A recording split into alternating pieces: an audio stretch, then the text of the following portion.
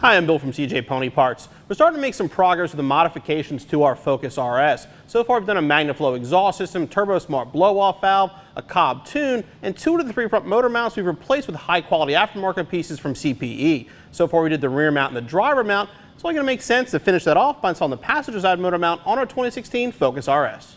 Like our other mounts from CPE, the xFlex passenger side mount features high-quality construction. It's made of billet aluminum with a 55A Durometer bushing, which we found to be a perfect compromise between a strong, solid bushing, but yet livable NVH. That includes billet aluminum brackets and all necessary hardware for installation. For this installation, you need a jack and a small block of wood, 3/8 ratchet, 18mm socket, 1/4 inch Allen key or Allen socket, short extension, 1/2 inch ratchet, 19mm socket, torque wrench, 19mm wrench, and both blue and red Loctite.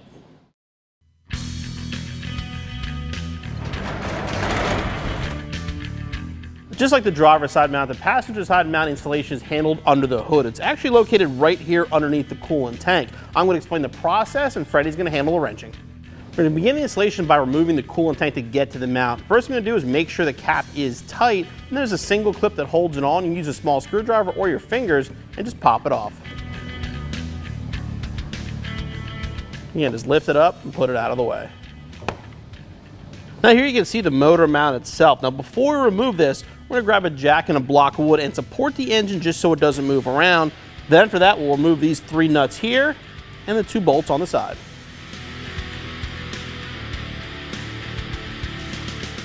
Now we're just going to remove our intake cover just to make it a little bit easier to access the 3 nuts on the top.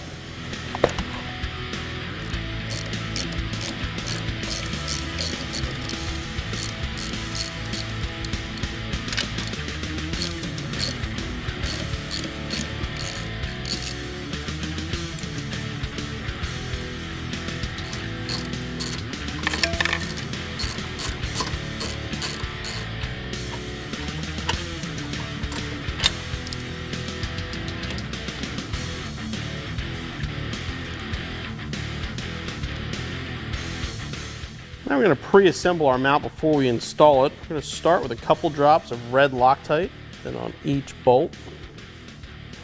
Definitely don't want these backing out. I'm going to assemble the mount. It's really only going to line up one way. Just put it like this. It's going to angle that way there.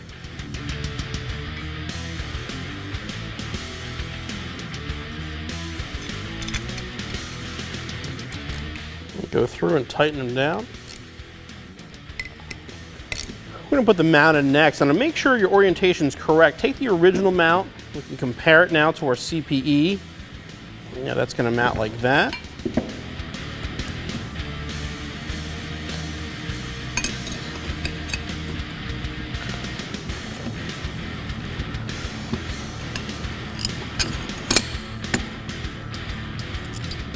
At this point, you don't want to tighten this down.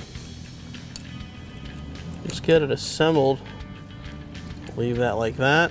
It's ready to go back on the car.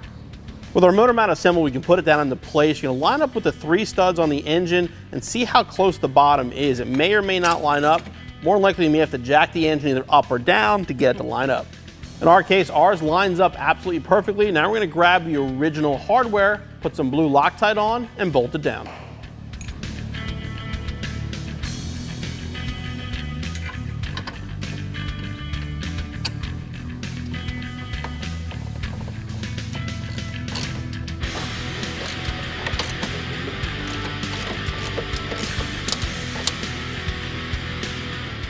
The bolts in the frame tightened up, now we can install the nuts that hold the mount to the engine.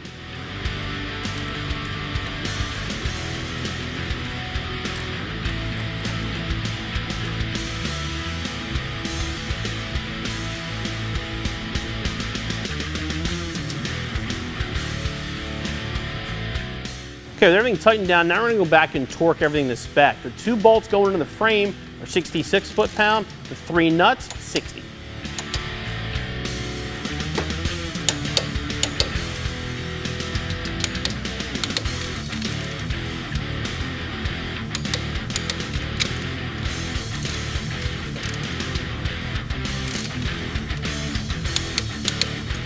With everything else torqued, now we're going to torque the main bolt that holds the motor mount together to 75 foot-pounds.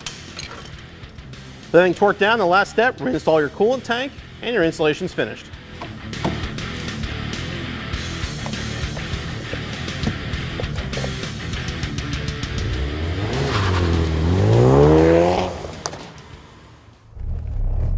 Okay, now we have all 3 mounts installed. We did pick up a little more NVH. I mean, you can definitely tell again, the majority of it though is gonna be off idle. You're getting it from idle to about 1500.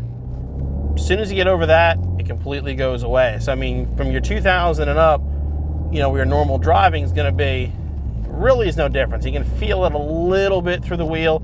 It is a little firmer. You know, it is something you're going to deal with. You know, when you know, the factory rubber mounts are so soft, it's like, yeah, they're comfortable as far as driving goes, but you also are losing out on the performance aspect because you are losing power and causing hop because of the softness is going to make it a lot looser, and that's the reason you're having a problem. So firming up the bushings, yeah, the little trade-off is a little bit more NVH. For me, it's perfectly livable, especially with just the rear mount. Adding all 3, which is definitely going to be the best scenario, you do add a little bit more overall, but I still don't think it doesn't make the driving experience any worse, doesn't make the car feel any worse. It still feels perfectly fine. And again, once you're rolling highway speeds, cruising in 5th or 6th gear, yeah, nothing, no problems at all.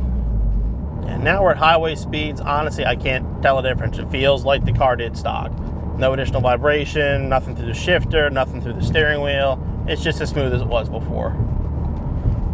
So the trade-off for, you know, getting rid of the wheel hop and making the engine much more secure, much more consistent, you know, not having it moving around so much, is going to be just a little bit of vibration right off of idle.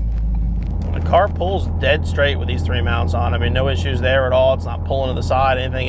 It pulls hard and pulls straight.